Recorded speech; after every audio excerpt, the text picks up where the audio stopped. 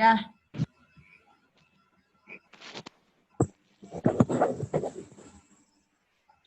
Assalamualaikum warahmatullahi wabarakatuh. Kami dari kelompok 3, Prodi Akuntansi Universitas Buana Perjuangan Karawang, akan mempresentasikan tentang laporan realisasi anggaran berbasis kas pemerintahan. Sebelumnya, kami akan memperkenalkan diri dahulu. Nama saya Sumia Lasmanawati, bersama rekan-rekan saya, ada Eva Alif Nopianti, ada Fitri Nur Ajijah, ada Resi Siva Fujia, ada Rosidiana, dan ada Sani Rizkia Rahmah. Untuk slide pertama akan saya bacakan terlebih dahulu.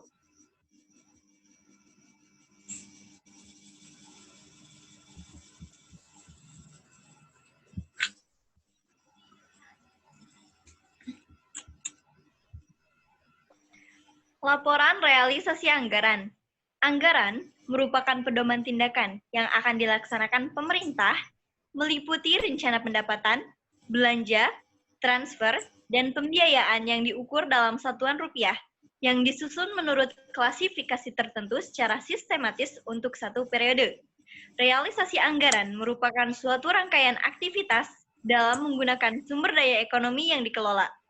Laporan realisasi anggaran yang selanjutnya disebut dengan LRA merupakan laporan yang menyajikan ikhtisar sumber, alokasi, dan pemakaian sumber daya ekonomi yang dikelola, serta menggambarkan perbandingan antara anggaran dan realisasinya dalam suatu periode pelaporan yang terdiri atas unsur pendapatan dan belanja.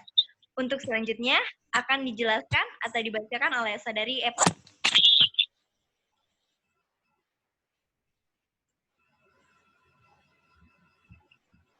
Unsur-unsur dalam laporan realisasi anggaran. Yang pertama ada pendapatan atau LRA, yang kedua ada belanja, yang ketiga ada transfer, yang keempat ada surplus atau defisit LRA, yang kelima ada pembiayaan, yang keenam ada sisa lebih atau kurang pembiayaan anggaran. Selanjutnya, yang pertama ada pendapatan LRA, yang merupakan suatu penerimaan rekening kas umum negara atau daerah yang menambah saldo anggaran lebih dalam periode tahun anggaran yang bersangkutan yang menjadi hak pemerintah dan tidak perlu dibayar kembali oleh pemerintah. Selanjutnya akan dijelaskan oleh Saudari Fitri Nur Ajijah. Yang poin kedua ada belanja.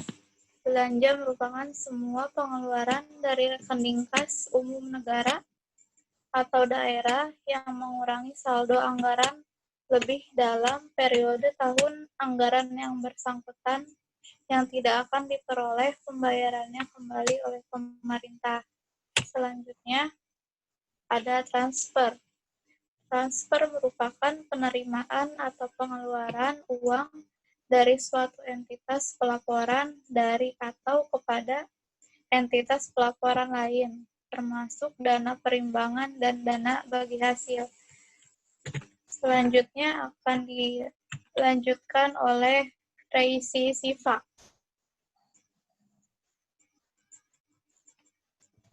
Selanjutnya nomor 4, atau defisit LRA. Sulfur atau defisit LRA merupakan selisih lebih atau kurang antara pendapatan LRA dan belanja selama satu periode pelaporan.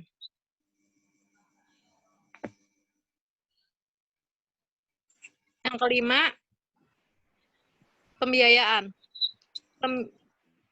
Pembiayaan atau financing merupakan tiap penerimaan yang perlu dibayar kembali atau pengeluaran yang akan diterima kembali baik pada tahun anggaran bersangkutan maupun tahun-tahun anggaran berikutnya. Yang dalam penganggaran pemerintah terutama dimaksudkan untuk menutup defisit atau memanfaatkan sulfur anggaran. Selanjutnya akan dilanjut oleh Rosidiana. Selanjutnya yaitu yang keenam, sisa lebih atau kurang pembiayaan anggaran. Akuntansi pendapatan atau LRA disusun untuk memenuhi kebutuhan pertanggungjawaban sesuai dengan ketentuan dan untuk keperluan pengendalian bagi manajemen pemerintah pusat dan daerah. Selanjutnya, manfaat informasi realisasi anggaran.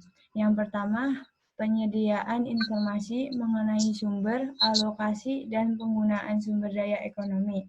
Yang kedua, penyediaan informasi mengenai realisasi anggaran secara menyeluruh yang berguna dalam mengevaluasi kinerja pemerintah dalam hal efisiensi dan efektivitas penggunaan anggaran.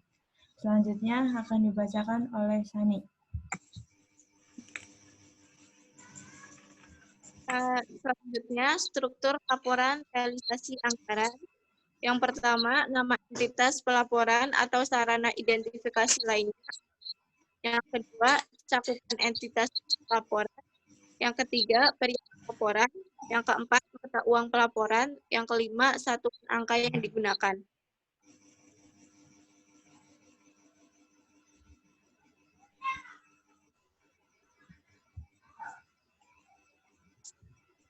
Selanjutnya, laporan realisasi anggaran kurang-kurangnya mencakup pos-pos sebagai berikut. Yang pertama, akuntansi anggaran. Yang kedua, akuntansi pendapatan. Yang ketiga, akuntansi belanja. Yang keempat, akuntansi surplus atau defisit. Yang kelima, akuntansi pembiayaan. Yang keenam, akuntansi penerimaan pembiayaan. Selanjutnya, akuntansi pengeluaran pembiayaan. Selanjutnya, akuntansi pembiayaan neto, dan yang terakhir, akuntansi lebih atau kurang pembiayaan anggaran. Terima kasih. Baik, sekian yang dapat kami paparkan. Terima kasih atas perhatiannya. Mohon maaf atas segala kekurangannya. Bagi teman-teman yang ingin bertanya, dapat melontarkan pertanyaan di kolom komentar atau dalam kelas di BOC atau di forum lainnya. Terima kasih. Jangan lupa share dan subscribe untuk mendukung channel ini. Wassalamualaikum warahmatullahi wabarakatuh. Waalaikumsalam.